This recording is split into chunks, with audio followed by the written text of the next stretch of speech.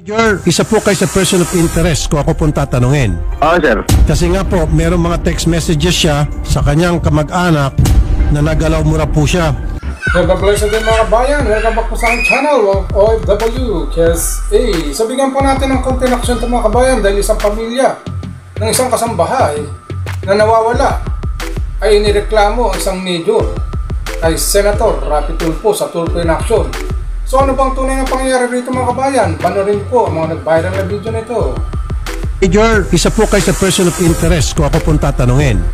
Bilang ordinaryong Pilipino mga kabayan, sino ang ating tatakbuhan sa oras na malaking tao ang kalaban natin?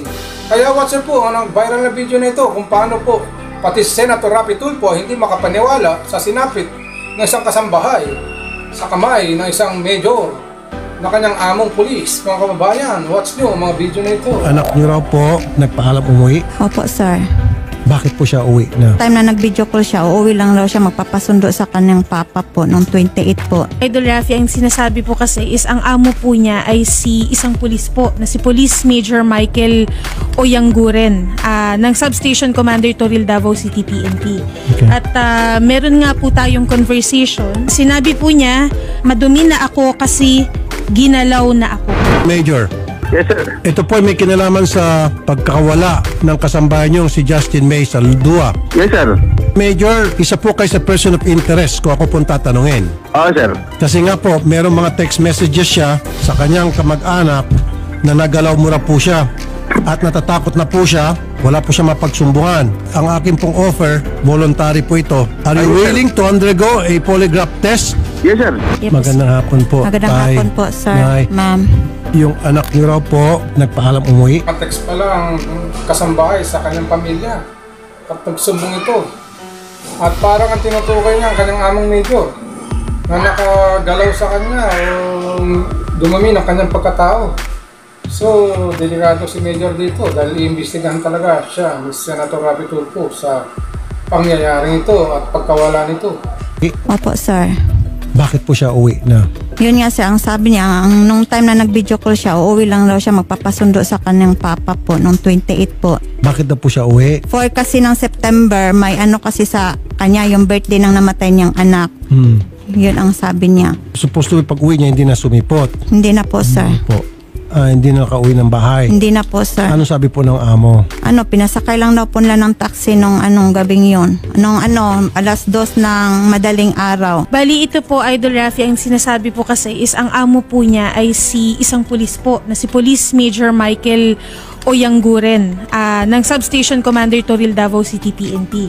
Okay. At meron nga po tayong conversation patungkol po, kausap po dito ng anak po ni nanay ang kanyang auntie. Natatakot ako sa amo na pulis. Huwag kang maingay dahil delikado, maraming madadamay. Kailangan kong may masumbungan dahil sumisikip na yung dibdib ko. Huwag kang magsumbong kay nanay at tatay, ikaw lang ang sinabihan ko. Yung una, kanino galing Lahat muna? po ito ay message po ni Justin May yung nawawala po. Kanino siya mini-message? Kay auntie niya na si Ma'am Marian Lahat yung Eduardo. binabasa mo, Kay message sa Justin pa auntie. lang po ito. Sige, okay. Tapos sinabi po niya, madumi na ako kasi ginalaw na ako. Opo. The rest, sir, ito po, nagmamakaawa lang naman po siya na wala po siyang masabihan at mabigat na daw po yung kanyang dibdib. August 20, September 28, so 1 month na. Pumunta na po kayo sa mga polis. Yung sa lang po namin, sir, sa lungsod, nagpa-blatter po. Tapos nung sa amo niya po, doon sa Torel, hindi po kami pumunta kasi doon na lang ako sa pulis nagtatanong kung anong update. Tapos nung September 4 kasi po, pumunta sila doon sa bahay namin.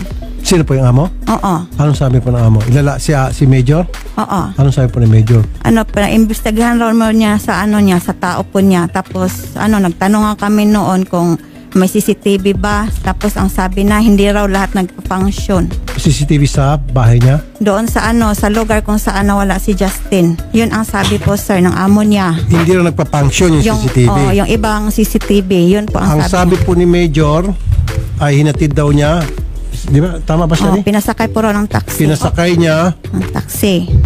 yung anak niya sa taxi. Tapos humingi kami ng may nakuha ka bang plate number man lang. Sabi niya wala. Siya daw mismo nagpasakay. Yun ang sabi niya nung siya ang tinanong namin. Pinasakay ni Major yung kanyang kasambay sa taxi. na dapat, kung tutusin, hindi na siya yon. Dapat ang nagpasakay, si Mrs. O kung meron pa ibang kasambahay doon, yun magpapasakay. Ano, sir, O dili kaya kusang si ma'am ang sumakay ng taxi. Pumunta kasi yung amo niyang babae, nakipag-usap din sa amin, at saka yung anak ng amo na pulis. Yun din ang sinabi nila, sila daw yung nagpasakay ng taxi. Sila daw? Oo. Sino? Yung yung partner ng pulis at saka yung anak ng pulis. Okay. Yun din Pumunta ang sa bahay niyo rin? Hindi doon, pinapunta kami doon sa kanilang bahay. Pinapunta kayo? Oo, tapos ang sabi nila doon sa lang Mungkayo. Tapos nang naandun na kami sa Mungkayo, sinundo kami doon lang daw sa sa kanilang bahay. Pumunta Gabi kayo na. sa bahay? Oo, tapos sabi ko bukas na lang kasi gabi na. Napilit sila, sir. Pinipilit kayo? Oo, napumunta talaga doon sa sa bahay nila. Ba't kayo pinipilit? Kasi ang doon na lang daw kasi ang amo raw niya ay nandun daw. Yung babae. Yun din ang sinabi nila, pinasakay din na ng taxi. Akala ko si Medyo nang pasakay. Yun nga, pag ang amo na pulis ang pinasakay din niya ng taxi.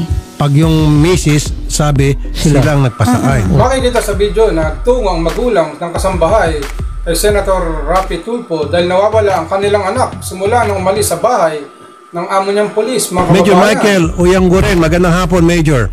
Yes, sir. Ito po may kinalaman sa pagkakawala ng kasambahay niyong si Justin May sa Ldua. Yes, sir.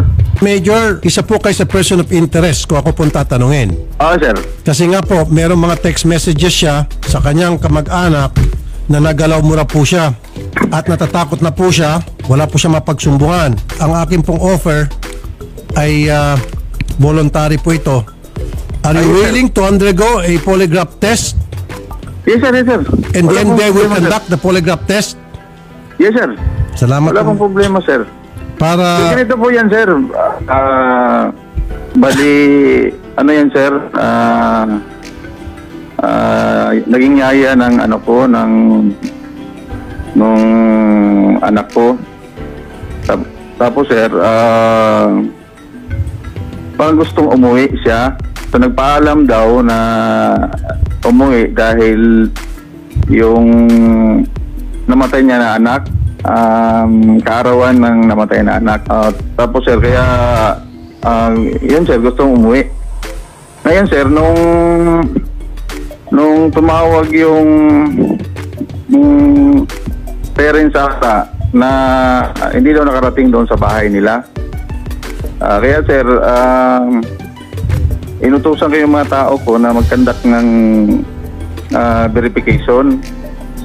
Oo, doon sa area ng Turil.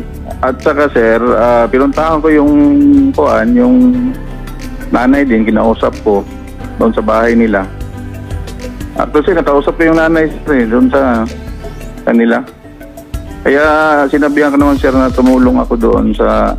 Sabi ko sa nila, kung hindi makauwi ng 3 days, i-record na natin as missing. kayo po ang naghatid kay Justin May? Saan po niyo siya hinatid? Pauwi?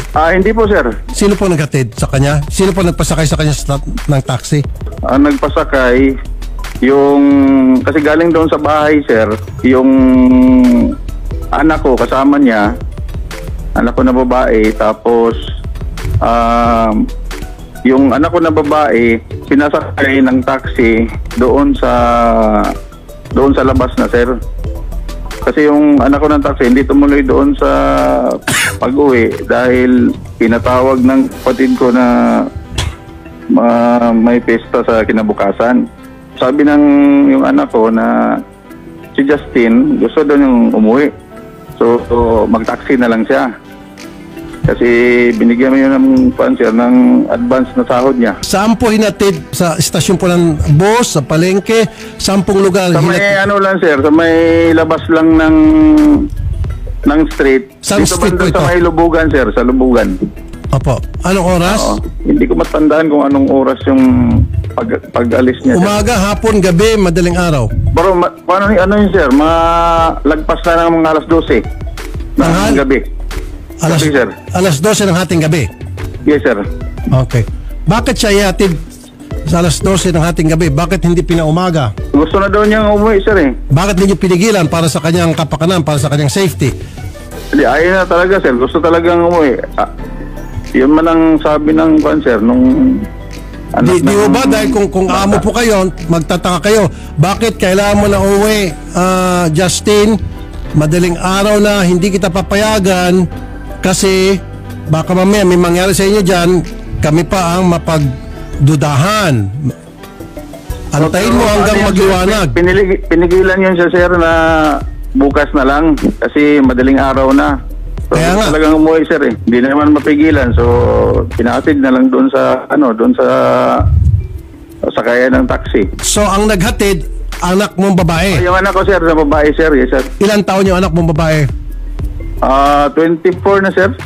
Yung anak mong babae, 24, madaling araw, nasaan ka noon? Nasa bahay, sir. Okay.